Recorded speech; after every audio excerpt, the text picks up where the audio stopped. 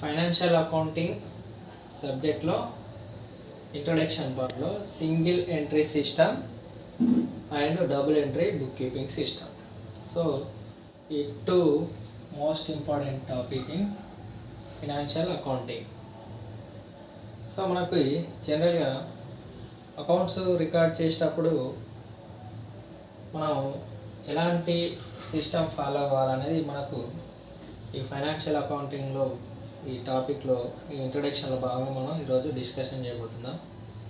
So మనకు single entry system ఒకటి ఉంది, double entry book keeping system ఒకటి ఉంది. సో కంపెనీలు జనరల్గా ఏ సిస్టమ్ ఫాలో అవుతాయి ఒక కన్ఫ్యూజన్. మనకు ఈ single entry system, double entry book keeping system ఊరికే నేర్చుకోవడం కాదు, జస్ట్ ఈ టాపిక్స్ ఏంటి అనేది ఒకసారి ఒక ఐడియా కోసం ఈ చిన్న స్మాల్ వీడియో ఇస్తున్నాను.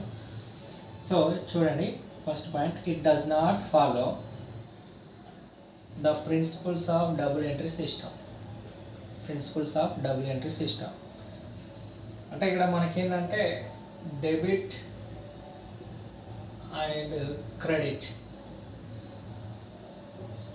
ఈ ఫార్మాట్లో మనం అకౌంట్స్ రికార్డ్ చేస్తాం. అకౌంట్స్, సో ఈ అకౌంట్స్ డెబిట్ అండ్ క్రెడిట్గా మనం రికార్డ్ చేయాలంటే కొన్ని రూల్స్ తెలిసి ఉండాలి. ఆ రూల్స్ కోసం మనకు క్లాసిఫికేషన్ ఆఫ్ అకౌంట్స్ అది ఫాలో అవ్వాలి. కొంచెం రూల్స్ ఉన్నాయి మనకి. బట్ ఈ సింగిల్ ఎంట్రీ సిస్టమ్కి ఇలాంటివి ఏమి వర్తించవు. అందుకే it does not follow the principles of double entry system. అంటే జనరల్గా రాయడం అంతే, ఒక ట్రాన్సాక్షన్ జరిగిందంటే రాయడం అంతే. అది మనకు వచ్చింది cash receipts are payment. Okay, each and every transaction not maintain. అంటే ఈ సింగిల్ ఎంట్రీ సిస్టమ్ ప్రకారం కంపెనీలో ఏదైనా ట్రాన్సాక్షన్ జరిగితే ప్రతిదీ ఎంట్రీ చేయరు. సో అక్యురసీ ఉండదు. అంటే రూల్స్ రెగ్యులేషన్స్ ఏం లేవు కాబట్టి ప్రతి ట్రాన్సాక్షన్ని కొన్ని ఇమాజినేషన్స్ అనుకొని, లేకపోతే పర్ఫెక్ట్ రికార్డు ప్రూఫ్ లేకుండా కూడా ఇవి ప్రతి దాన్ని పట్టించుకోవు. సో జస్ట్ ఐడెంటిఫైడ్ అనేది మాత్రమే ఉంటుంది, బట్ రికార్డ్ అనేది చేయరు. ఎందుకంటే అంత ఈజీగా తీసుకుంటారు ఈ సిస్టంలో. Next, real and nominal account are not maintained. Real account అంటే కంపెనీ అసెట్స్ గురించి చెప్తుంది. నామినల్ అంటే కంపెనీ ప్రాఫిట్స్ అండ్ లాసెస్ గురించి చెప్తుంది. ఈ అసెట్స్, ప్రాఫిట్స్, లాసెస్ అనేది ఏం ఫాలో గారు, జస్ట్ బిజినెస్ ద్వారా ప్రాఫిట్ వచ్చిందా, లాస్ వచ్చిందా, క్యాష్ ఎంత వచ్చింది, ఎంత పోతుంది అనేది మాత్రమే చూస్తారు. ఇలాంటి రియల్, నామినల్ అనేది ఏమి ఉండదు. Are not maintained. Personal account maintain. Personal account అంటే మనం ఎవరి దగ్గర నుంచి ఎంత తెచ్చాము, ఎవరికి ఎంత తెచ్చాము అంటే నేమ్స్ రాస్తాం అంతే. జస్ట్ నేమ్స్ ఎంట్రీ చేస్తూ ఉంటాం, ఎవరికి ఎంత ఇవ్వాలి, ఎవరి దగ్గర నుంచి ఎంత తెచ్చాము. సో పర్సనల్ అకౌంట్ నేమ్స్ ఉన్నాయి కాబట్టి పర్సనల్ అకౌంట్ డిస్కషన్ జరుగుతుంది. సో ఇందులో రియల్ అండ్ నామినల్ అనేది క్లాసిఫికేషన్ ఆఫ్ అకౌంట్స్ అనేది ఫాలో అప్ అనేది ఉండదు. Next, transactions recorded only cash book.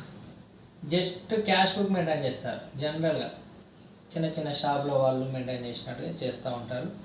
So దీన్ని బట్టి సింగిల్ ఎంట్రీ సిస్టమ్ బిజినెస్ ఆర్గనైజేషన్లో బిగ్ ఆర్గనైజేషన్స్, మల్టీనేషనల్ కంపెనీస్ కానీ, లేదా జాయింట్ స్టాక్ కంపెనీస్ కానీ, పార్ట్నర్షిప్ అకౌంట్స్ కానీ, కొంచెం హ్యూజ్గా చేసే కంపెనీస్ కూడా ఇలాంటి సిస్టమ్ ఫాలో అవ్వవు. మామూలుగా చిన్న చిన్న స్మాల్ స్కేల్ ఇండస్ట్రీస్ కానీ, లేకపోతే మైక్రో ఎంటర్ప్రైజెస్ కానీ ఈ సింగిల్ ఎంట్రీ సిస్టమ్ ఫాలో అవుతూ ఉంటారు. అంటే డెబిట్ అండ్ క్రెడిట్ లేనిదే సింగిల్ ఎంట్రీ సిస్టమ్. ఇష్టానుసారంగా రికార్డ్ చేస్తారు. వాళ్ళకు జస్ట్ క్యాష్ బుక్ మాత్రమే మెయింటైన్ చేస్తారు. ఎంత క్యాష్ వచ్చింది, ఎంత పోయింది, ఫైనల్గా ఎంత ఉంది. Okay, next, double entry book keeping system. ఇది చూడండి, డబుల్ ఎంట్రీ అనేది ఇక్కడే ఉంది. డబుల్ మనకి దీని ద్వారా తెలిసిపోతుంది. డబుల్ అంటే one debit and credit. So ఇది రూల్స్ అండ్ రెగ్యులేషన్స్ ఫాలో అవుతుంది. It follow the accounting rules. Accounting rules follow అవుతుంది. Every transaction has two fold aspects. ప్రతి ట్రాన్సాక్షన్ కూడా ఒక డెబిట్, ఒక క్రెడిట్గా ఎంట్రీ చేస్తాం. ప్రతి ట్రాన్సాక్షన్ రికార్డ్ చేస్తాం. ఇందులో ప్రతి ట్రాన్సాక్షన్ రికార్డ్ చేయం. Every transaction divide into two aspects. అది debit and credit, two aspects. ప్రతి ట్రాన్సాక్షన్ ఒక డెబిట్గా, ఒక క్రెడిట్గా కంపల్సరీ రాయడం జరుగుతుంది. Every transactions two accounts in opposite directions. అంటే ఇప్పుడు for example cash account, debtor to sales account.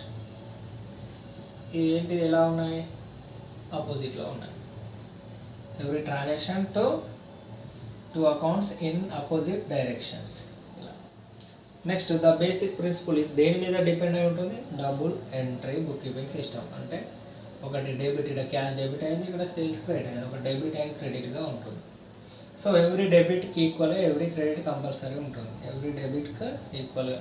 For example cash 10,000 వస్తే ఎంతలా వచ్చింది? సేల్స్ ద్వారా వచ్చింది.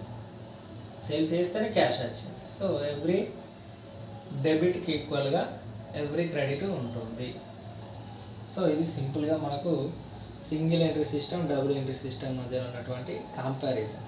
ఓకే, సో మనకు కంపెనీస్ అన్నీ ఈ సిస్టమ్ని ఫాలో అవుతాయి. Double entry book keeping system. Double entry book keeping system. Okay, thank you for watching.